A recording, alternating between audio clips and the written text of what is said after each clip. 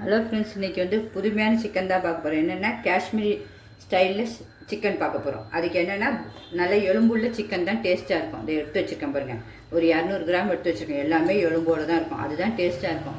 சரி, இன்றைக்கி அதனால் அதை செஞ்சு விட்டு உங்களுக்கு எடுத்து வச்சுருக்கேன். அதுக்கு இந்த ஸ்பூனில் ஒரு ஸ்பூன் தயிர், கரெக்டாக இந்த ஸ்பூன் ஃபுல்லாக தயிர். காஷ்மீரி மிளகாத்தூள்லாம் இந்த ஸ்பூனில் போட்டுப்பேன். ஏன்னா சும்மா நமக்கு கரெக்டு தான். சும்மா ஒரு 1/4 ஸ்பூன் நான் உங்களுக்கு அளவு காட்டுறதுக்காக மொத்தமாக எடுத்து வச்சுருக்கேன். ஒரு 1/4 ஸ்பூன். அப்புறம் மிளகுத்தூளும் ஒரு 1/4 ஸ்பூன். இவ்வளோதான். மஞ்சத்தூள் உங்களுக்கு கிருமி நாசி சும்மா கொஞ்சோண்டு. அப்புறமேட்டு இஞ்சி பூண்டும் ஒரு 1/4 ஸ்பூன் நம்ம இதிலே எடுத்து வச்சுருவோம். இது ஒரு 1/4 ஸ்பூன் இவ்வளோ தான். அப்புறம் லெமன் கொஞ்சம் ரெண்டு சொட்டு, சும்மா 2 சொட்டு, அவ்வளோதான். லெமன் பதில் நீங்கள் வினிகர் சேர்த்துக்கங்க. நான் வினிகர் இல்லை, அதனால் லெமன் சேர்த்துருக்கேன். அப்புறம் இந்த பெரிய கரண்டியில் ஒரு கரண்டி சோள மாவு, ஒரு ஸ்பூன் சோள மாவு. இது கரெக்டாக ஒரு ஸ்பூன் இருக்கும். அரிசி மாவு ஒரு ஸ்பூன், அவ்வளோதான். இவ்வளோ தான் வரும் அரிசி மாவு எல்லாமே. இதுக்கு ஒரு ஸ்பூனு, மீதியெல்லாம் இதுக்கு கால் இது நமக்கு 200 கிராம் கறிக்கு தான் சொல்கிறேன். அதை தான் உங்களுக்கு கணக்கு. இதை வச்சு நல்லா பரட்டிட்டு ஒரு 20 நிமிஷம் கையிலேயே பரட்டுங்க. ஏன்னா மசாலா நல்லா ஒட்டணும்ல. ஒரு 20 நிமிஷம் ஊறட்டும். அதுக்கு அடுத்தது நம்ம பார்ப்போம். அவ்வளோதான். வேறு எதுவும் மிளகாத்தூள் எதுவுமே போடக்கூடாது காரத்துக்கு. இவ்வளோதான். அப்படியே ஊறட்டும் ஒரு 20 நிமிஷம். நமக்கு சிக்கன் வந்து மூடி போட்டு வச்சாச்சு ஊறட்டன்ட்டு ஒரு 20 நிமிஷம். அதுக்குள்ளே அடுத்தது ஒன்று பண்ணுவோம். ஒரு பெரிய வெங்காயம் எடுத்துப்போம். அதுக்கு நம்ம ஒரு சின்ன தக்காளியாக இப்படி ரவுண்டாக வெட்டிக்கணும். இப்படி தான் வெட்டணும். அதையும் இதுலேயே போட்டுருங்க. இந்த இப்படி போட்டுருங்க. போட்டுட்டு ஒரு பச்சை மிளகா நீல வாக்கில் வெட்டி போட்டுருங்க 4. உங்களுக்கு காரத்துக்கு தான். எனக்கு நான் காரம் ரொம்ப வேண்டாம். அந்த இப்படி நீட்டாக வெட்டி போட்டுருணும் நீல வாக்கில். கொஞ்சோண்டு உப்பு, ரொம்ப சிறிதளவு. ஏன்னா திருப்பி இன்னும் ஒரு வாட்டி வதக்கும் உப்பு. லெமனும் ஒரு சிட்டிகை. உங்களுக்கு வினிகர் வேணால் வினிகர் சேர்த்துக்கங்க. நான் வினிகர் சேர்க்கல, அதுக்காக லெமன் எனக்கு ஒரு சொட்டு தான், அவ்வளோதான். ஒரு பூண்டு பள்ளி எடுத்து வச்சுக்க, அதை நசுக்கி இதில் போட்டுருவோம்.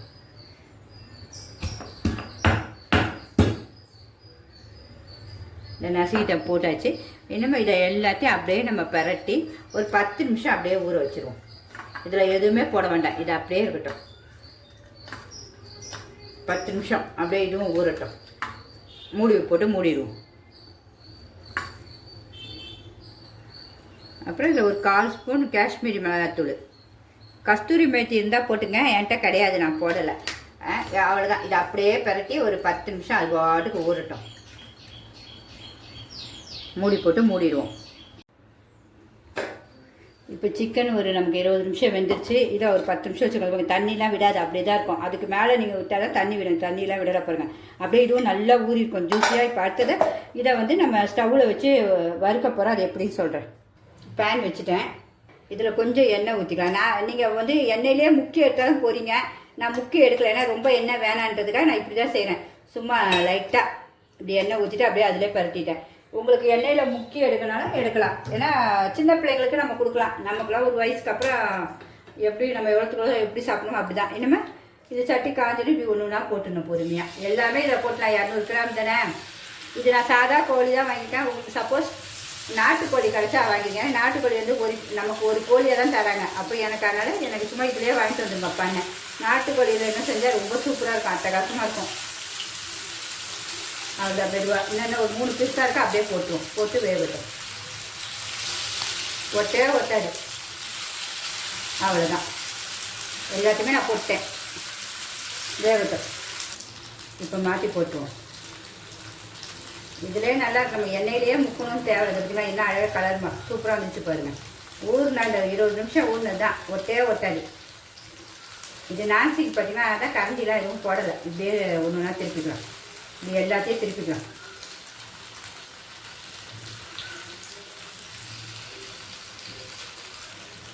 அப்படியே எல்லாத்தையும் ஒன்று ஒன்றா மாற்றியாச்சு. அவ்வளோ இந்த எண்ணெயே போதும் நமக்கு. அடுத்தது நம்ம அந்த வெங்காயத்தை வதக்கிட்டு இந்த எண்ணெயே போதும். இது சாப்பாடு வெறும் சாதத்துக்கு கூட அவ்வளோ சூப்பராக இருக்கும். இந்த காஷ்மீரி சிக்கன் எல்லாருமே செஞ்சு பாருங்கள். அதுக்காக தான் போடுறேன். இப்போ இதுவே எனக்கு ஹெவி ஃபுட்டு தான். இன்றைக்கி ஈவினிங்க்கும் மதியானத்துக்கும் நைட்டுக்கும் வச்சுப்பேன். இதான் இது சிம்லே தான் இருக்கணும் உங்களுக்கு. அடுத்தது நம்ம அடுத்த ஒரு செட்டு போடணும். ஏன்னா நம்ம திருப்பி இதை பொரிக்க போகிறது இல்லைல்ல, இது அப்படியே இருக்கட்டும், பொறுமையாக வேகட்டும்.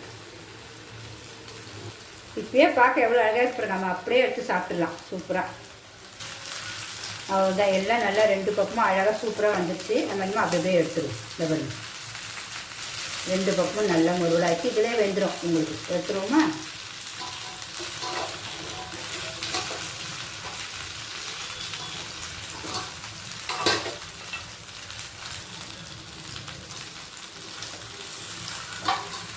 ஒன்றா எடுத்துருவோம். அவ்வளோ சிக்கனையும் எடுத்தாச்சு. எவ்வளோ அழகாக எல்லாம் ப்ரௌனிஷாக நல்லா 2 பக்கமும் வெந்துச்சுக்கணும். ரொம்ப சாஃப்டாகவும் இருக்கும். அந்த பாருங்க வெந்துடும், பிச்சாலே பிய்யும். இனிமேல் நம்ம இந்த இதே எண்ணெயே போதும், வேறு எண்ணெயே வேண்டாம். இதை எல்லாம் போடும்போது ஹை ஃப்ளேவரில் தான் வைக்கணும். நல்லா மொறுமொறுப்பாக வரணும் வெங்காயம், மெயின் அதுதான் இந்த டிஷ்ஷுக்கு. நல்லா மொறுமொறுப்பு வரணும் வெங்காயம்.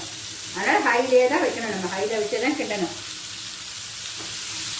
மொறு நல்லா வந்துடும், கிறிஸ்பியாக வந்துடும் அழகாக கலர். அப்படியே ஹைலேயே இருக்கட்டும். பிடிச்சிருந்தா எல்லோரும் ஒரு லைக் பண்ணுங்கள். இதுக்கு வந்து மிளகாத்தூளே நம்ம போடலை, காஷ்மீர் மிளகாத்தூள் சும்மா காரத்துக்கு தான் போட்டிருக்கோம். பச்சை மிளகாய் தான் போட்டிருக்கோம், வேறு ஒன்றும்.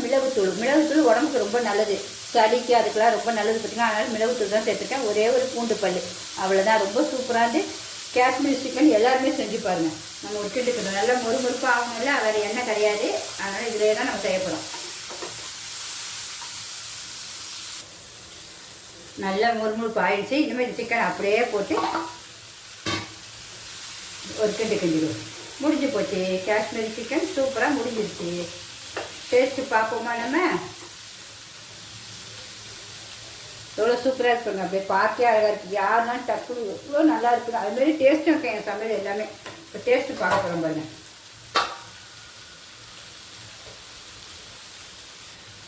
இந்த கறி பாருங்கள் எவ்வளோ பஞ்சு மாதிரி வெந்திருக்கு பாருங்கள். இதுதான் மெயின். நம்ம இந்த ஊற வைக்கிறதுனால வேறு எதுவுமே நம்ம பண்ணல. இதில் ஒரு 10 நிமிஷம் தான் போட்டிருக்கோம், அவ்வளோதான். உண்மையாகவே சூப்பர், வேறு லெவல் தாங்க. ஸ்டவ் ஆஃப் பண்ணிட்டேன். ரொம்ப டேஸ்ட்டு.